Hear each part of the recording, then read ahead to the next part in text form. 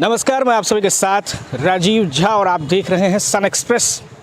और इस वक्त हम माटीगड़ा पुलिस स्टेशन में मौजूद है। एक विशेष खबर के लिए हम लोग यहाँ पर आए थे और विशेष खबर के लिए एफआईआर भी जो है सन एक्सप्रेस की टीम ने मिलकर ही जो है इस थाने में दर्ज करवाया है।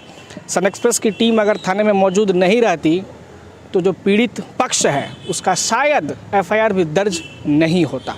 जो स्थिति हमारे साथ थोड़ी देर पहले घटी है उसके मुताबिक यही कहना मेरे लिए सही है। मुद्दा कुछ इस प्रकार है कि सिलीगुड़ी नगर निगम के 1 नंबर वार्ड के डीजल कॉलोनी इलाके में रहते हैं लक्ष्मण रॉय। उनका 2 बेटा है, जिसमें से एक बेटे का नाम है विनोद रॉय। विनोद रॉय कुछ महीनों पहले गांजा खाने के, यानी गांजा एक तरह का नशा है, वो नशा करने का विनोद रॉय आदी हो गया था। और परिवार बेहद छोटा और पिता पेशे से भेन चालक। तो पिता को ये नागवार गुजरा कि उनका एक बेटा क्यों इस तरह के नशे के गर्त में डूब रहा है। तो उन्होंने अपने बेटे को नशे से उबारने के लिए एक रिहैब सेंटर में भेजा। रिहैब सेंटर क्या होता है, जिस दर्शकों को जानकारी नहीं उसके उन लोगों के लिए हम बता दें कि रिहैब सेंटर में नशा मुक्ति के लिए विशेष तरह के इलाज की व्यवस्था की जाती है। उसे ही रिहैबिलिटेशन सेंटर कहा जाता है। उसी में विनोद राय को भर्ती कराया गया।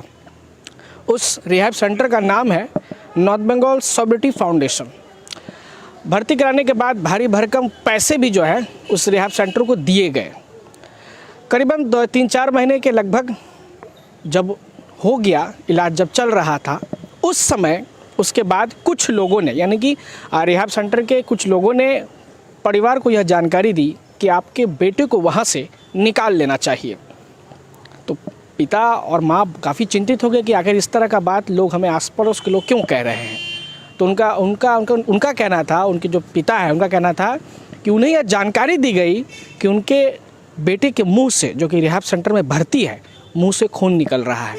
जब वो टॉयलेट करता है तो टॉयलेट के भी माध्यम से खून निकलता है।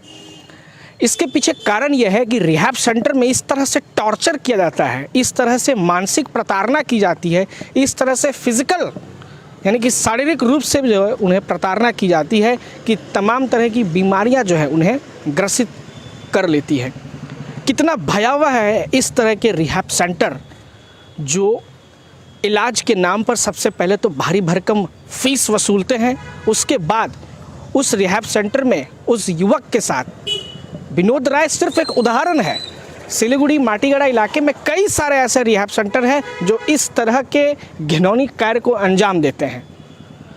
उसके बाद पीड़ित पिता ने अपने बेटे को उस रिहैब सेंटर से बाहर निकाल दिया। बाहर निकालने के बाद उसके जो विनोद राय था उसका शरीर पर कई तरह के घाव के निशान थे।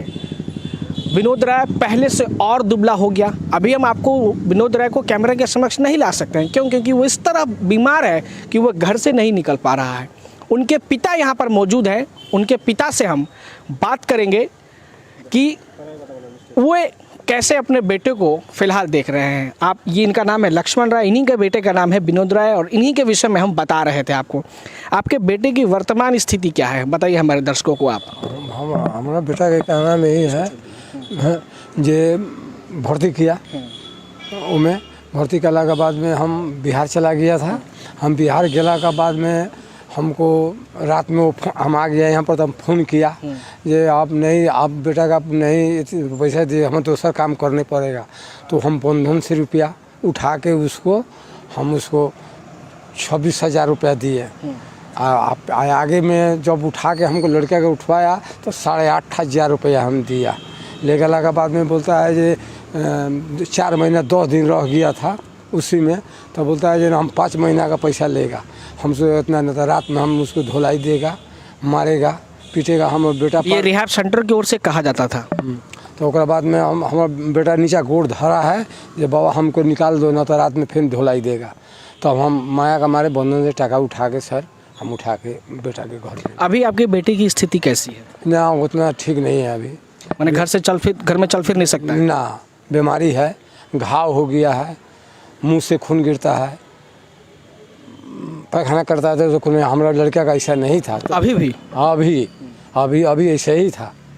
अभी वही हालत वही ख़राब है। अभी हमारे लड़के अभी लड़का हमारा ऐसा ही पड़ा हुआ है घर में, यही बात है, और कोई बात नहीं है। तो लक्ष्मण राय जो कि विनोद राय के पिता है, उनसे हमने बातचीत की, उन्होंने जो जानकारी दी ये आपको बहुत आश्चर्यचकित करेंगी और बहुत आपको चिंता में भी डालेंगी कि इस तरह की घटनाएं जो है एक रिहैब सेंटर में होता है। रिहैब सेंटर का काम है कि युवाओं को नशा से मुक्त करना, और वे क्या करते हैं, लोगों से भारी भरकम फीस वसूलते हैं। और ये उनके पिता जो हैं पेशे से वाहन चालक, जैसा कि मैंने पहले भी कहा, और बंधन से जो लोन उठाकर उस रिहैब सेंटर को पैसा दिया, उसके बाद अपने बेटे को वो छुड़ाए। अगर अपने बेटे को वो नहीं छुड़ाते तो शायद उनके बेटे की जान जा सकती थी। दूसरी जो प्रमुख मुद्दा है वो हम आपको बताएंगे कि ये जो रिहैब सेंटर है, ये रिहैब सेंटर का शायद कोई आधिकारिक तौर पर रजिस्ट्रेशन नंबर भी नहीं है, क्योंकि जो मनी रिसिप्ट हमारे पास है, मनी रिसिप्ट में रजिस्टर नंबर होना चाहिए।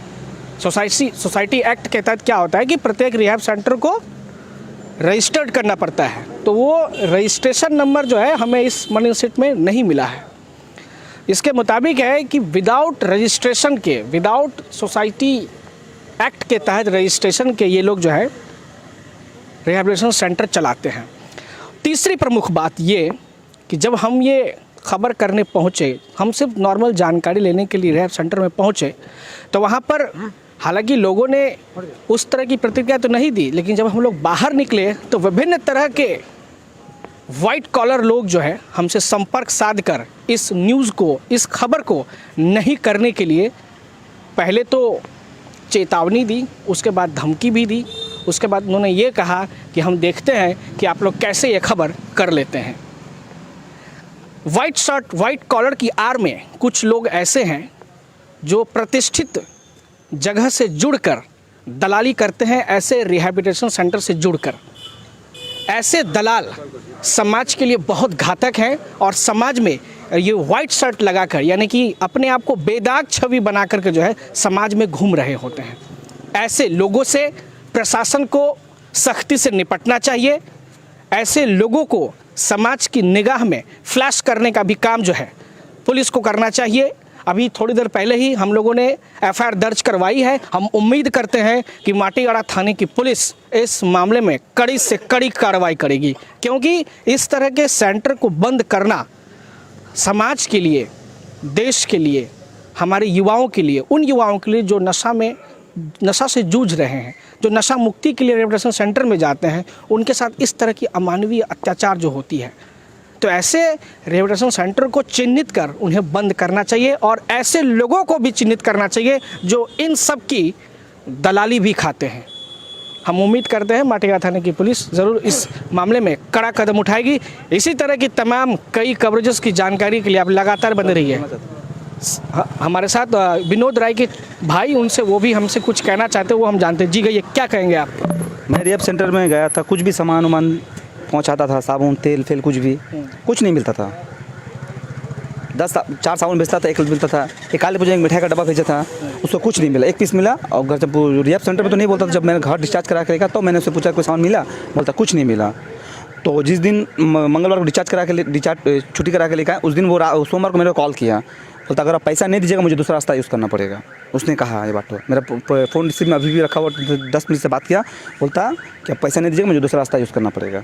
तो मैंने पूछा क्या दूसरा रास्ता, बोलता आप मिलने नहीं आता था। मैंने कहा मेरे 4 बोलने प्रॉब्लम है, पैसा का दिक्कत है, मेरा भाई है तो मतलब मेरा पैसा है, आपको जितना फीस होगा हम पैसा चुका के जाएंगे। और वो रिहैब सेंटर में डाले, मैं तो बोलूँगा उसका जो पहले शारील था उससे और घट गया। तो मैं उम्मीद करना चाहता हूँ कि वो सेंटर बंद करा जाए। उनके भाई का कहना है कि इस तरह के रिहैब सेंटर को बंद किया जाना चाहिए। बिल्कुल सही उन्होंने कहा है, इस तरह के रिहैब सेंटर को बंद ही किया जाना चाहिए और साथ ही साथ ऐसे लोगों पर भी नकेल कसनी चाहिए जो ऐसे रिहैब सेंटर को चलाने में भरपूर तौर पर मदद करते हैं। इसी तरह की तमाम एक्सक्लूसिव जानकारियों के लिए आप लगातार बने रहिए सन एक्सप्रेस के साथ। धन्यवाद।